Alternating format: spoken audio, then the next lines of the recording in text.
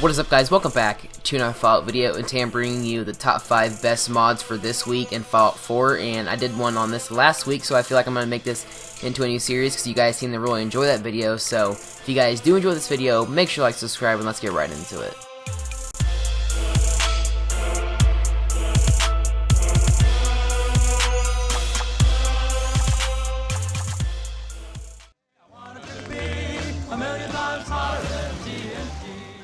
Alright guys, in the number 5 spot we have the custom radio station mod, and basically what this does, whenever you go into your Pip-Boy to your radio section, it's going to give you the option to play all the songs from all the different radio stations individually. So if you want to play The Wanderer, you play The Wanderer. If you want to play Atom Bomb, play Atom Bomb, you know.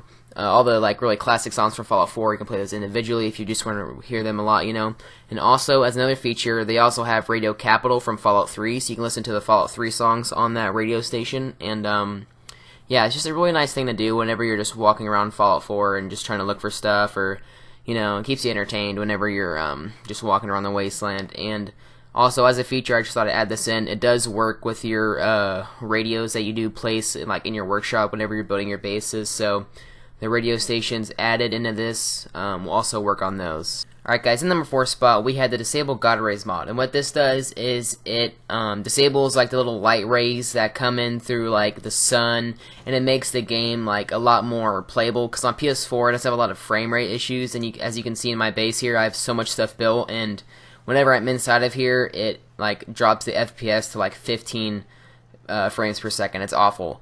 But whenever you have this mod on, it disables like all the light rays, and it kind of just glitched out there. I don't know what that was about, but it like makes the game not like less like graphic demanding, but just like makes it smoother. So like all the like light rays that you would see coming through the ground are like shadows, and it makes water like not as transparent, you know. So it just basically just a huge FPS booster. And the mod owner also says like add it with other mods such as like disable lens flare and stuff like that. So if you add all those together, it's going to boost your frames per second so much. So if you're just having a bunch of like issues with really bad frames per second on here, just use this mod and it'll help you out significantly.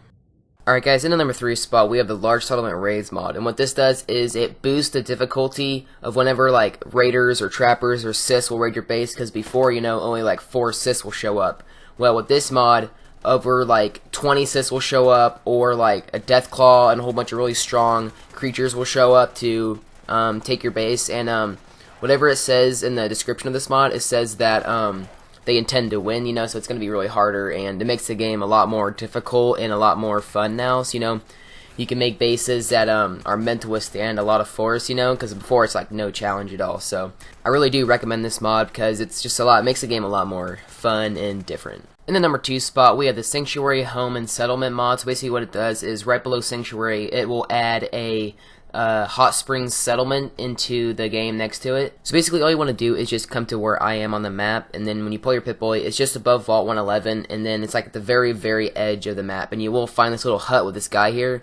Then on the carpenter, there's going to be the Sanctuary Springs key. So now that you have got that key, you are now allowed to go into the hot springs place and open the door, and now that you have it, just go back to Sanctuary by fast traveling. Once you are back at Sanctuary, you're going to go over to the big tree, and you'll notice a path going down to the river. Just keep following this path for a little bit, and you're going to go under these weird like arch type things, and then you should come out into an opening, and then here is Sanctuary Hot Springs, and they've added in a whole bunch of weird stuff. They added in like a horse. It's all weird stuff. Like they really detailed it a lot. But basically, whenever you go over to this door, it's going to say that you need a key for Sanctuary Springs, and this is what the key that we went all the way up north to get. So just press X or whatever you do to get in, and then once you are inside the place, you can now walk around and look at all the stuff. Like they have packed this place full of everything. It looks really cool in here. And also, if you just hold down your button to open the workshop, you can build in here. And then also stuff that I found is, this would be really helpful for early in the game, because there's rooms in this place that is just packed full of ammo and everything. And as you can see here, I'm just walking around, look at all this like models and cool things that they put in the game. Like they really detail this place a lot. And then there's rooms filled with food and like Nuka-Cola Quantum, so that's going to be really helpful for like if you're just starting the game, you don't have that many materials. And I'm guessing there's probably just a whole bunch of just stuff in here, worth materials if you scrap them and everything. So also in the description it says that it's always happy, you know, so none of your settlers will leave, you know, if you don't feed them enough or you don't have enough beds. So once you get them, you have them, so that's pretty good. And I'm pretty sure it can't be raided, like, not that I know of at least. I mean, I don't know how they'd get in, but overall it's just a really good mod. Alright guys, in number 1 spot we have the Dry Wasteland mod, and what this does is all the water in the game it just takes out. So all the ocean around the castle, you know, it's gone except for like the really deep parts for some reason. I'm guessing he left them in because there's probably no bottom to it, maybe, I don't know.